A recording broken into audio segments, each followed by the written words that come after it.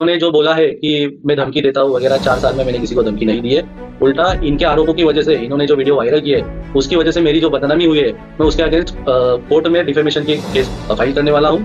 तो सर कैसा है कि इन्होंने पहली बात तो मेरे पास डिमांड की थी 5-5, 10-10 लाख रुपए की। ये इनकी डिमांड कंप्लीट नहीं हुई है, इसके लिए इन्होंने मेरे पार्टनर को हाथ में लेके ये ऐसी साजिश रचाई है कि इनको सोशली बदनाम करो। ताकि कैसा है कि अगर इन्होंने मुझे मेंटली फाइनेंशियली डिस्टर्ब किया है, इसकी वजह से ये आत्महत्या नहीं, मैं खुद आत्महत्या कर सकता हूँ। आपके माध्यम के थ्रू मैं ये गुजारिश करता हूँ, अगर इनको कुछ भी फाइट करना है मुझे तो लीगली आए, कोर्ट में आए। मैं कोर्ट में, मेरे पास सारे डॉक्यूमेंट्स के प्रूफ है, मैं वो दे दूंगा उनको। और जो बिल्डिंग है अभी भी मैंने काम रुकाया नहीं है, अभी भी चालू है और मैं कटिबद्ध हूँ रेरा के नॉर्म्स के हिसाब से। 2026 तक हमारा रेरा का सर्टिफिकेशन वैलिड है, तब तक ये बिल्डिंग कंप्लीट हो जाएगी। सबसे पहले मेरा नाम बताता हूँ, मेरा नाम डॉक्टर भूषण मोरे। मैं शुभम भव्य इंफ्रा के तरफ से पार्टनर हूँ। वो पार्टनरशिप फर्म के थ्रू हमने Shiv Shakti cooperative housing society redevelopment के लिए लिया था। अभी रीडेवलपमेंट चालू है, रेरा के नॉर्म्स के हिसाब से चालू है। जो इन्होंने एफआईआर किया है उसकी मुझे कल्पना नहीं थी। 2 दिन में बाहर था, मेरे एब्सेंस में एफआईआर हुआ। और जो एफआईआर हुआ है वो एक ही डॉक्यूमेंट के, एक ही फ्लैट के अगेंस्ट हुआ है, वो भी 604 के अगेंस्ट। उसमें भी मेरी प्रतिक्रिया ऐसा है कि वर्बली इनका कमिटमेंट था सोसाइटी वालों का कि 604 जो डॉक्यूमेंट है ऑलरेडी रेक्टिफिकेशन डीड में जो मेंशन है, वो आदमी का फ्लैट सोसाइटी में पहले पीछे था। तो सोसाइटी का वर्बल कम्युनिकेशन के हिसाब से जिनको फ्लैट पीछे में है उनको पीछे मिलना चाहिए, जिनके फ्लैट आगे में है उनको आगे में मिलना चाहिए। वो मिसअंडरस्टैंडिंग टाइपिंग मिस्टेक की वजह से रेक्टिफिकेशन डीड में आया है। डबल डॉक्यूमेंट हुआ नहीं है, सिर्फ हमने एक ही बार रजिस्ट्रेशन किया है, वो भी बोरसे के नाम से रजिस्ट्रेशन करके दिया है। हमको जैसे ही वो पता चला तो हमने लीगल नोटिस बोरसे को भेजी है। लीगल नोटिस में हमने मेंशन किया है, वो लीगल नोटिस मेरे पास है, मैं आपको दे देता हूँ पत्रकारों को।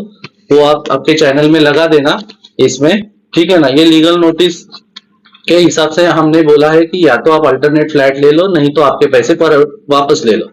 ये हिसाब से हम कोर्ट में अभी सिविल सूट भी दाखिल किया उसके अगेंस्ट में।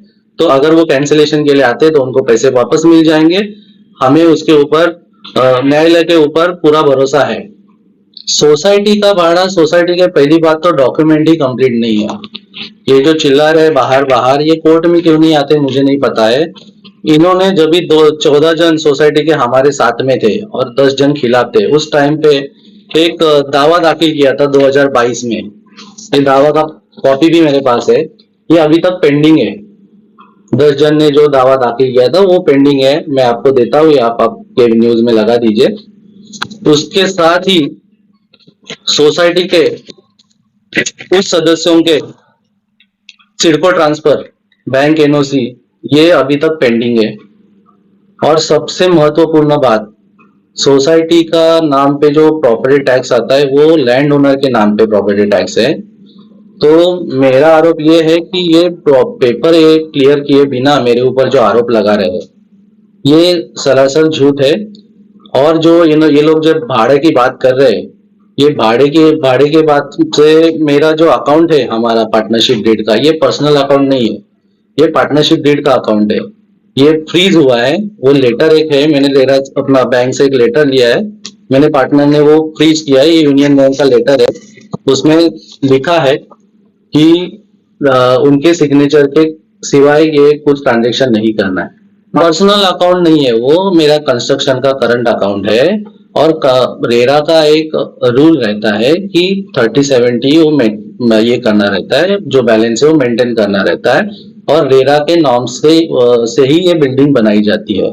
और उन्होंने जो आरोप किए हैं उनके सिग्नेचर के, मतलब उनको उनकी सम्मति के सिवाय मैंने जो ट्रांजेक्शन किए हैं, तो बैंक में एनीवन सिग्नेटरी का सिग्नेचर था, वहां पे मैंडेट दिया था इन्होंने, और अभी वो मुकर रहे हैं। अगर उनको कुछ प्रॉब्लम रहती तो वो कोर्ट में आके बोलते थे। हमारे पार्टनरशिप डीड में एक आर्बिट्रेशन का क्लॉज है, वो आर्बिट्रेशन का क्लॉज भी मैंने हाईलाइट करके आपको बताता हूँ, मैंने रखा है। उसके हिसाब से अगर इनको कुछ तकलीफ होती है तो ये आर्बिट्रेटर अपॉइंट कर सकते हैं। इनके पास कुछ भी डॉक्यूमेंट नहीं है, ये लीगली कुछ सलाह लेते हैं कि नहीं मुझे नहीं पता है। एक आर्बिट्रेशन का पॉइंट है पार्टनरशिप डीड में, ये आर्बिट्रेशन के पॉइंट के हिसाब से आर्बिट्रेटर अपॉइंट होता है। अगर डिस्प्यूट होता है दो पार्टनर में तो वो हिसाब से हम डिस्प्यूट जो है सॉल्व कर सकते हैं। हालांकि ये डायरेक्ट पुलिस स्टेशन में जाते हैं, मीडिया के अगेंस्ट जाते हैं और मेरी बदनामी करते हैं, वो सरासर झूठ है, गलत है। उनको मैंने मेरे तरफ से सेटलमेंट एग्रीमेंट साइन करके दिया है, जो आपका पैसा है, वो जो उन्होंने पैसा दिया है, उन्होंने एक सिंगल पेज के ऊपर मुझे लिख के दिया है, फिर भी मैंने डिनाई नहीं किया और उसके अगेंस्ट में उनको ये सप्लीमेंट्री एग्रीमेंट है हमारा, और सेटलमेंट एग्रीमेंट भी इनको मैंने रजिस्टर करके दिया है। तो देखिए ये सेटलमेंट एग्रीमेंट है, दोनों के बीच में सेटलमेंट एग्रीमेंट हुआ है, इसके अगेंस्ट में मैंने चेक भी इशू किए हैं। अभी चेक में फंडिंग क्यों नहीं आया है, क्योंकि बैंक में फंडिंग क्यों नहीं आया है, क्योंकि अकाउंट फ्रीज है और कम से कम मार्केट से अभी भी पैसा आना बाकी है।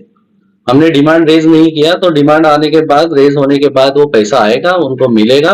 पर हालांकि ये बिल्डिंग कंप्लीट होने की रिस्पॉन्सिबिलिटी मेरे ऊपर है।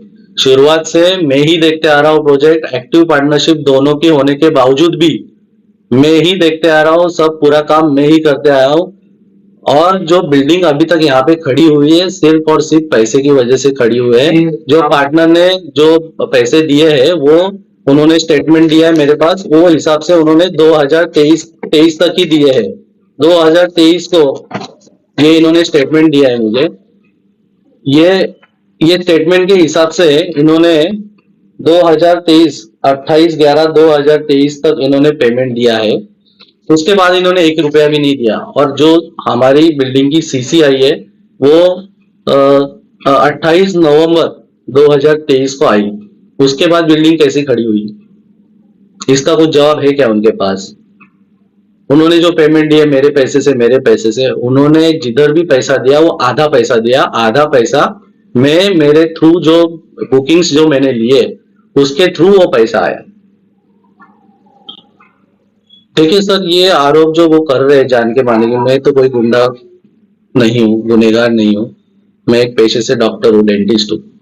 मेरा बिजनेस भी करता हूँ, मेरा प्रैक्टिस करता हूँ, उसके बाद ये साइड बिजनेस जो है मैं करते आ रहा हूँ। और मेरे नाम पे कोई किसी को धमकी देने की या ये एफआईआर नहीं दाखिल है, ना कोई गुनाह दाखिल है इसके पहले।